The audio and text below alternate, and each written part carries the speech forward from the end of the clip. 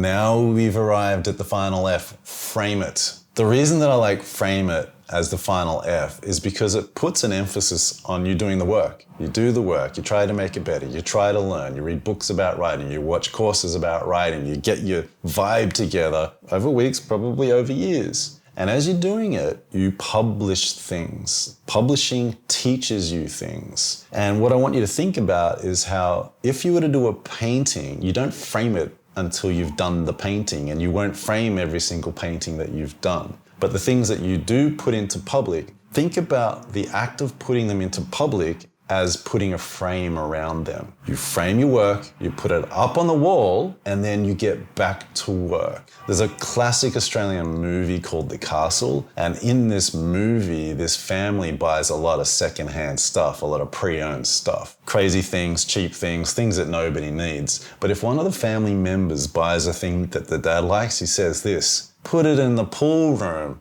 And that means that you're entering the Hall of Fame. So you could potentially have your Hall of Fame. Have your Hall of Fame for that book you wrote, that rap album that went gold or whatever. Put them all up on the wall, but don't stop there. You've got to keep going, get back to the creative process, because otherwise you risk falling off that rock, losing yourself a little bit, and ending up in a sea of self-repression.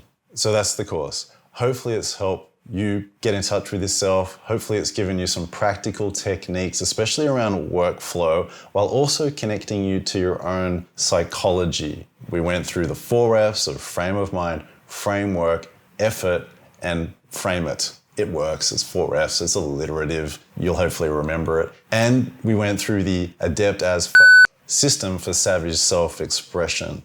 Explore it over time. Don't feel freaked out if you don't have all the answers now. It's in the action, in the writing, and most importantly in the publishing that you start to understand how you're going to come to life in the world. Constantly try to narrow the gap between how you think and speak when people aren't watching and what you say in public and how you turn up in public. But also, there can be different versions of you, different voices that you can unleash to make your points. And as you do so, I hope that as you turn up for this creative practice, you push the concept of personal brand to the back of your mind, you focus on becoming a writer, you talk to yourself about being a writer, and, because we'd love to follow along with your journey, at least with your first few articles, feel free to tag us. We'd love to see how you're experimenting, and if anything, we'll challenge you to experiment even harder.